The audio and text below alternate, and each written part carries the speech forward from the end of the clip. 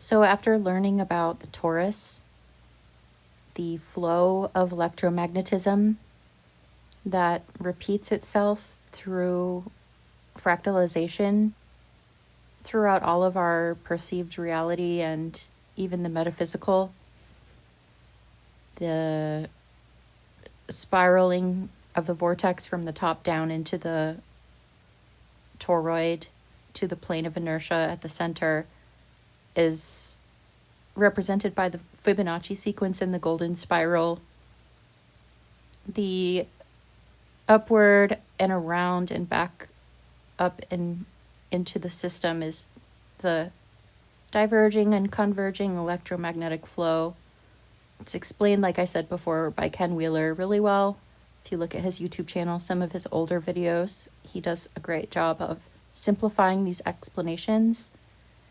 So I needed to, in my mind, for myself, understand that mechanism of this realm, that is a fundamental feature metaphysically and physically of how this place is created and unfolding, and there's this looping that happens, and it's because of the flow of the system. It's a self-contained system, and it's evident in fractalization through everything, our physical body. So after I've been learning these things, and it's become so obvious to me now, what do I do with this information? Does it make me feel better about being here, about existing here, having this life? I don't know. Is there a way to harmonize, to align one's rhythm, to unlock a certain level of hidden technology that's available, that's been usurped by those in the know for their own control and gain of power? What if we figure out how to utilize these technologies of our physiology in this realm, and if there's some sort of resonance with that, does it create a different reality for us here, one that doesn't feel like a trap, a trick, a matrix that we want to escape from? I don't know.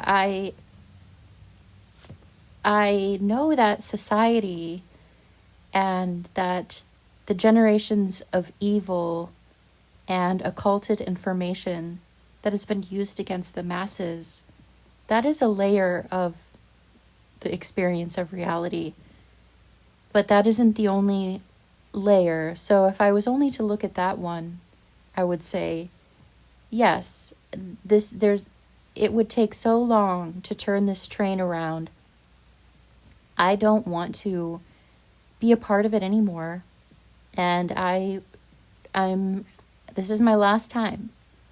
I'm done giving my creative energy to fuel a system where those that have had the power do everything in their capacity to make sure that most other people in society, in the world, have no idea about the power, about the free energy, about aligning with the system and the cycles and the patterns to create this sympathetic resonance that unfolds a whole different reality within this one.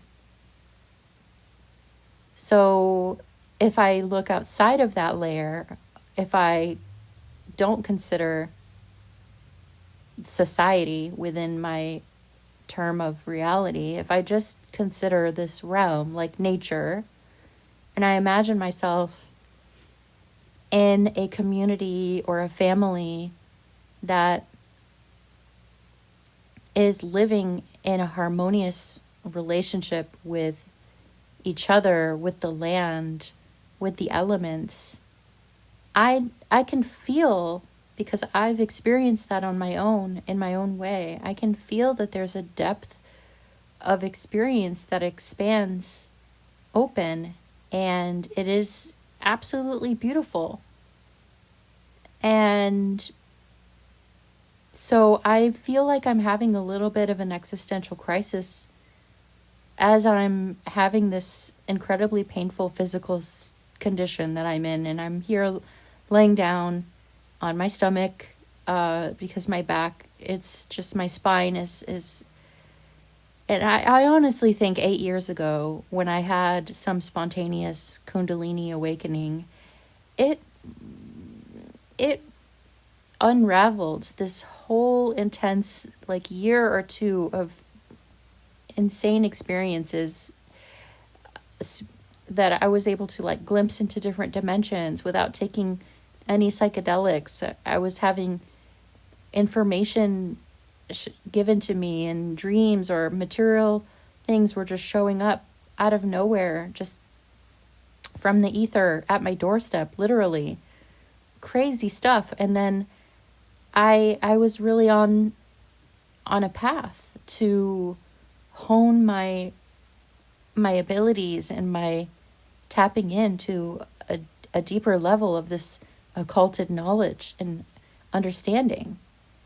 And just one thing after another started to happen slowly, and then it was like a domino effect into a downward spiral. And so at this point where I am now, I'm still aware of all of these knowings and the gnosis that I received, but I'm so much more careful and cautious and quiet and still and observant. And I wasn't then. I wasn't prepared. And I feel that I blew out my nervous system, my spine. Maybe that's why I'm in so much pain all the time now. I mean, I have a rare progressive spinal cord canal, whatever condition that the neurosurgeons aren't able to do surgery on, and they just wish me luck and, tell me to, tough it out.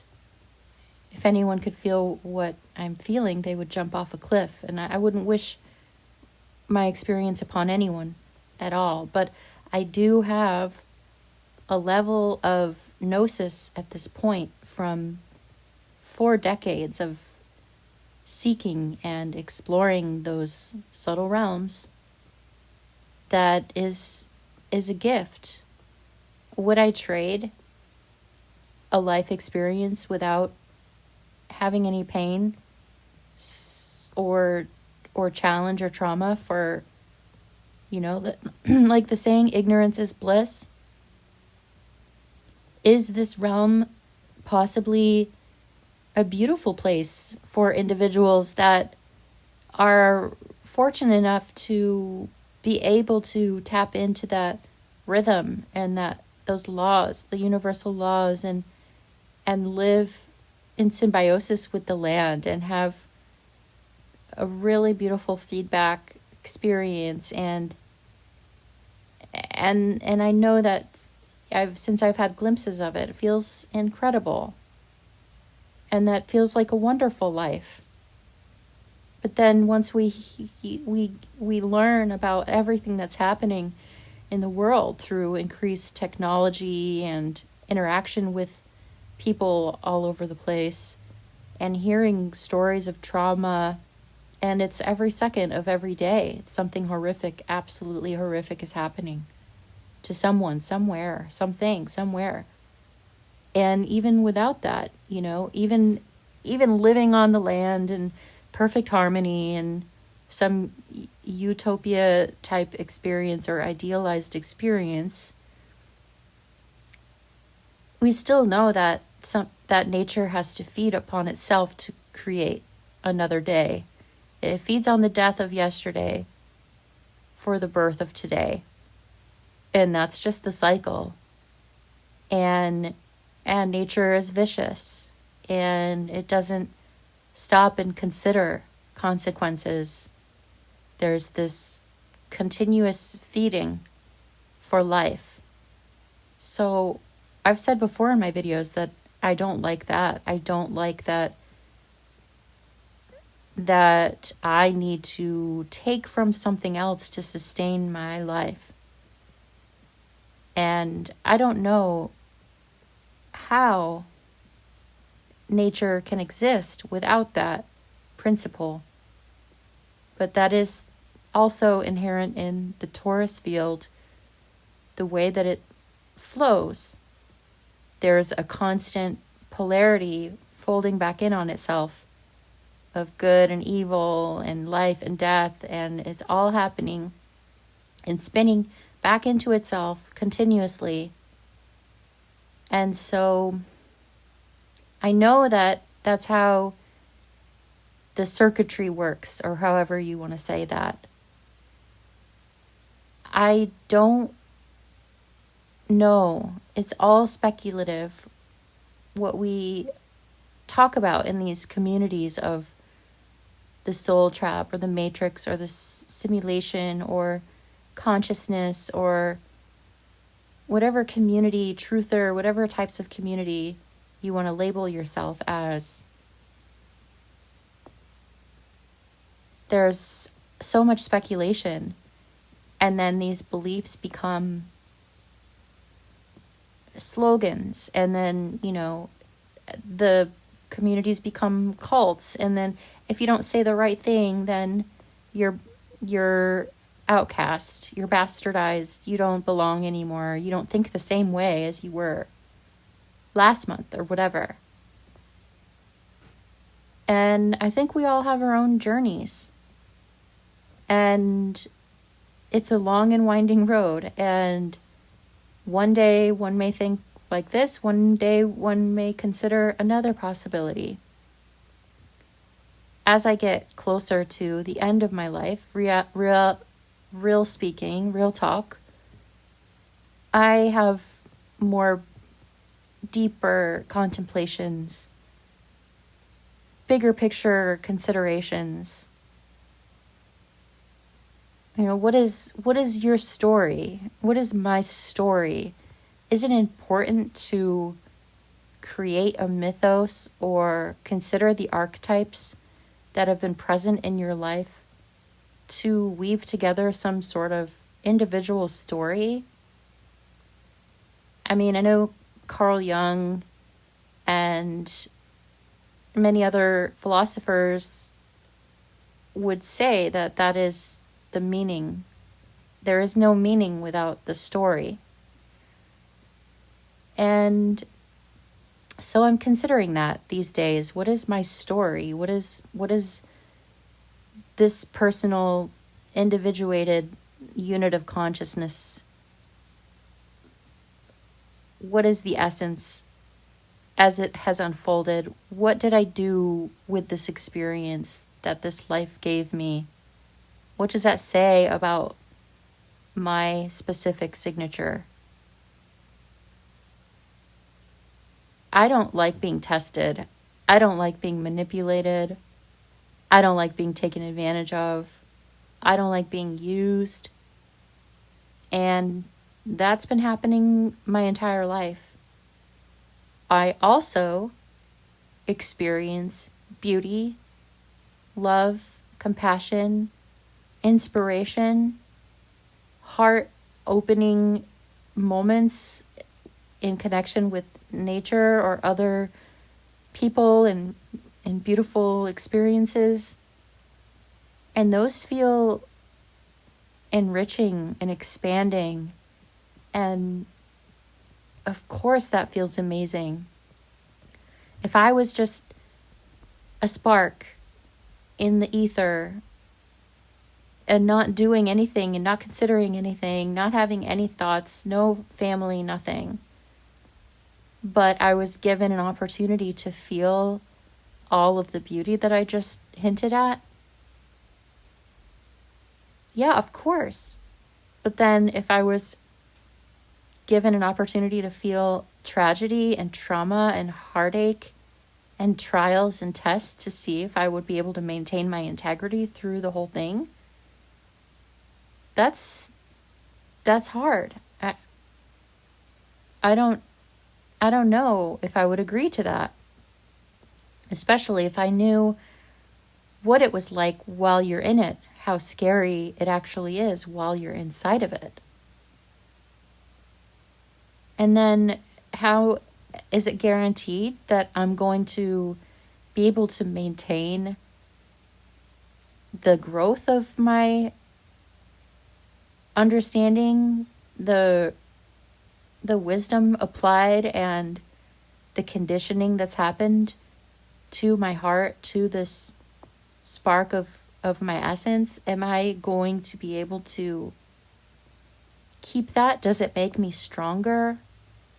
Does it make anyone stronger? Is this a level? Are there layers of experiences? Is this it? Is this all there is? Does one graduate to a different frequency after each incarnation, depending on what you've done with whatever you're given in one? Why wouldn't I know that deep down inside, that I signed up for this?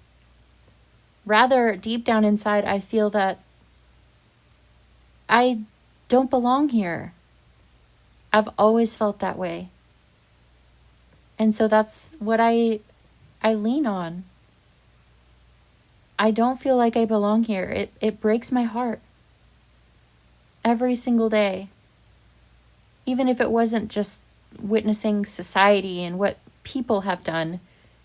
And if I was living in that idealist, off the land with the community based on harmonious exchange, etc., etc., I know my heart would be broken in those times too, by witnessing what happens in the natural world, or accidents that can happen, and all of that. It doesn't feel good to have a broken heart. It doesn't feel good to question. It doesn't feel good to feel like there's always something around the corner that's wanting to take advantage of you. And then considering the subconscious and the psyche, and how our minds are connected to this larger mind field, and that we can create thought forms. We can create egregores and tulpas and entities based on repetitive or shared thoughts that have more emotion to them, that create actual beings that exist on metaphysical layers that have to be dealt with as well. And those are the overlays where the parasites are rampant, and the energy vampires are rampant, and people who are possessed by those things in their psyche, and they don't know that it's not them, that if they do the work to take the time to find all the parts of themselves and get to know them and decide and discern which one they want to be driving their car.